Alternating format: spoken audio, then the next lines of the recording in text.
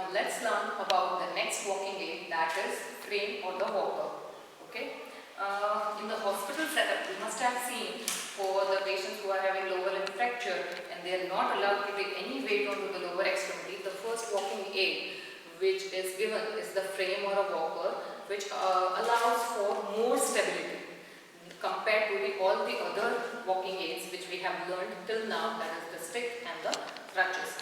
Okay, so this is how the frame or a walker looks like, having two sides and the front part, giving you four legs. These two are the hind legs, these two are the front legs, and giving you a wide base of support. So that is the advantage. With wide base of support, giving more stability for the walking, and yes, due to more stability, the patient feels more, you can say, comfortable and more secure by using the walker or a frame. But the disadvantage here is you cannot use this walker for stair climbing because of the wide base of support, and for the crowded places to use the walker, it is going to be difficult. Now coming to the all the materials which is used to make the frame. Majorly the metals are used for making the frame, so they are made of metal. They are either adjustable or foldable, so height also can be adjusted from this, you can see over here, and they are foldable, so while putting it back you can fold these two sides inside, or they are stable like this, non-foldable. And certain walkers are there which allows this rollers. See this walker. So when I want to use this stable walker, what happens? I have to lift it and put it forward, and then I can walk. Lift it and put it forward, then I can walk.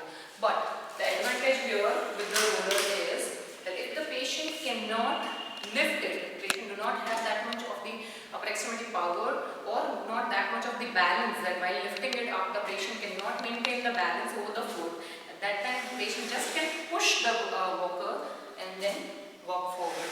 Push the walker and then walk forward. So this is the advantage for having the rollers in the front leg for the walker. But the disadvantage of this is stability a little bit reduced because it moves forward just with a push. Okay, so this is about its sides, and there are certain adjuncts to it, that certain walkers allows a seat over here, so that in between when the patient is moving from one place to other, in between they can take rest using that seat to be rested here, and they can take the rest over that seat. And they might have a carry bag over here, so they can put certain goods with them to carry from one place to other. So this is all about the walker. Now let's learn about the gait training using the walker. Okay. So once the patient is standing with the walker, and suppose the patient's this left limb is non-weight bearing, so patient has lifted it up. So now for the walking, patient is going to lift the walker first in front, then the patient is going to transfer the weight front, and then with the normal leg the patient is going to jump and put the normal leg in the line with the hind limb of the walker. So this is the line of the hind limb of the walker, and I have put my normal limb in the same line. Again putting the walker forward and then transferring the weight through the walker to both the upper extremity, jumping over and putting the limb into the line with the hind limb. So this is called as swing to gait. Okay, and with the non-weight bearing. Now with the partial weight bearing, how the patient is going to walk: putting the frame or the walker forward, then first putting the partial weight bearing limb forward in line with the hind limb, then transferring the weight through the upper extremity and the hind limb, and then putting the normal leg in line with the affected leg and the hind limb of the walker. Again putting the walker forward, taking the affected limb in line with the hind limb and of the walker, and then putting the normal leg in the same line. So this is walking with partial weight bearing, swing 2. Now for the measurement of the frame or the walker, we are going to have the patient in the static position. In this position with shoes off, we are going to take the measurement for the frame. Here again you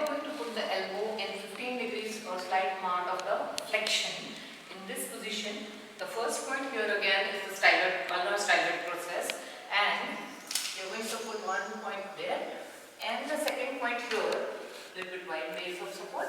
Yes. And the second point here is your medial malleolus. Here is your medial malleolus, okay? So therein you are going to put your second point. So here it comes to 29.5 inches. So for the frame or the walker, patient standing with shoes off, 15 degrees of the flexion of the elbow, first point ulnar styloid process, second point that is the medial malleolus, and you are going to take the measurement from the ulnar styloid process to the medial malleolus.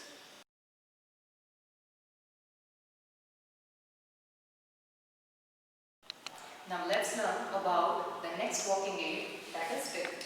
We all must have seen this stick in the hands of our dadaji or nanaji or any of the elderly person. We all are aware of the stick. Now let me tell you the parts of the stick. This is the handpiece. This is the single upright, and this is the rubber ferrule. Okay. So these are the parts of the stick. Now depending on the stick structure and the legs, we have a simple stick with only one leg,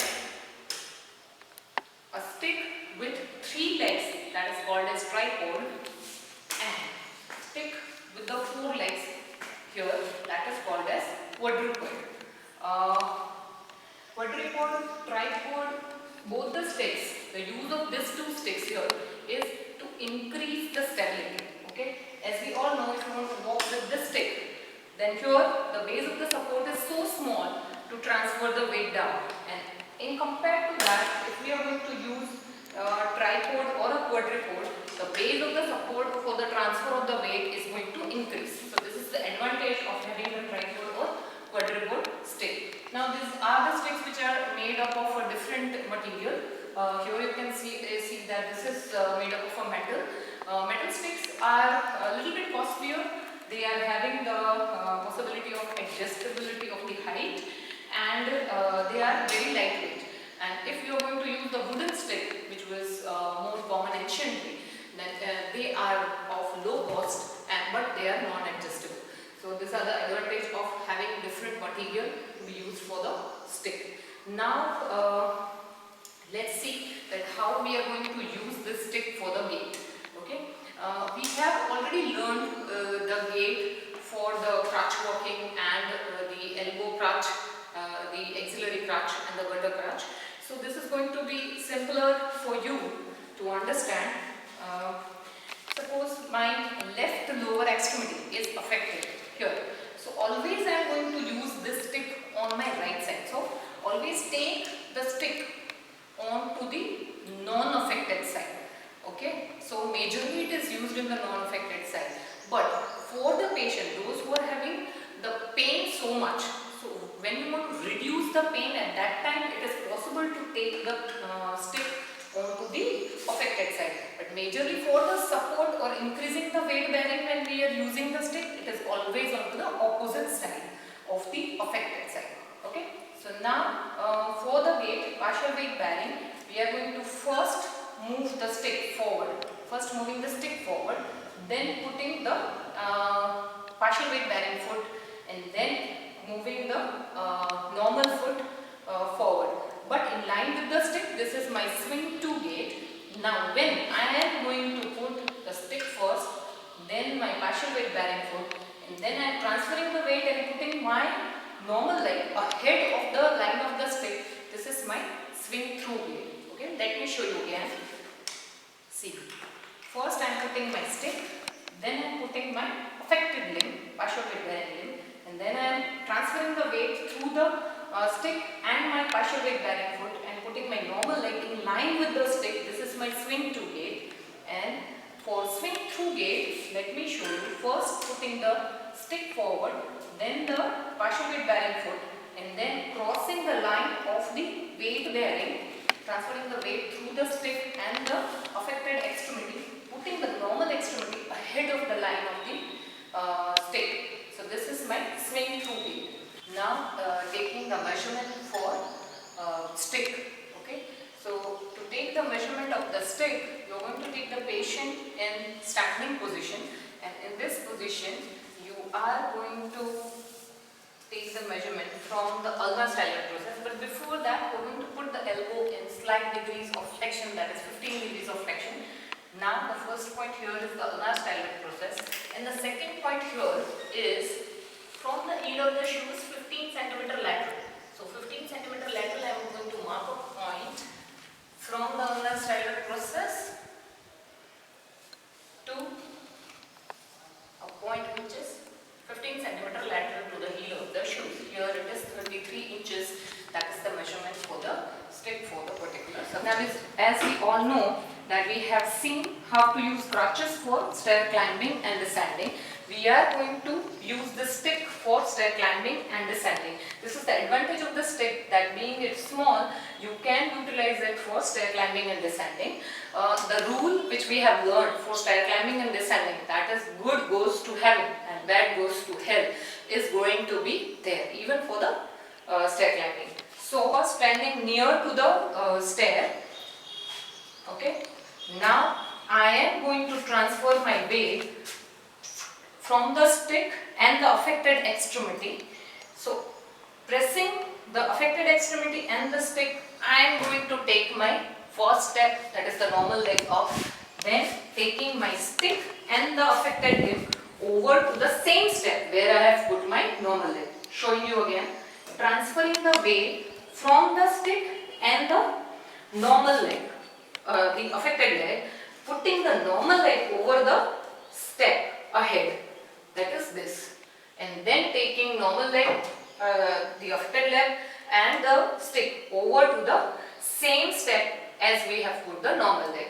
Okay, so good goes to heaven, that is the normal leg is going to go up first, transferring the weight to the stick and the affected leg, normal leg putting forward first, then moving the affected and the stick over to the same step. This is my stair climbing. Now coming to the descending, bad goes to hell. So first I am going to put the stick because that is the assistive device. So first the stick is going to go down, then my affected limb is going to go down, then transferring the weight to the stick and the affected limb, I am going to put my normal leg onto the same step as I have put the stick and the affected limb. Again putting the stick down, affected leg down, and then transferring the weight through the stick and the affected leg, putting the normal leg onto the same step. Stick down, affected leg down, transferring the weight through both of the stick and the affected leg, putting the normal leg down.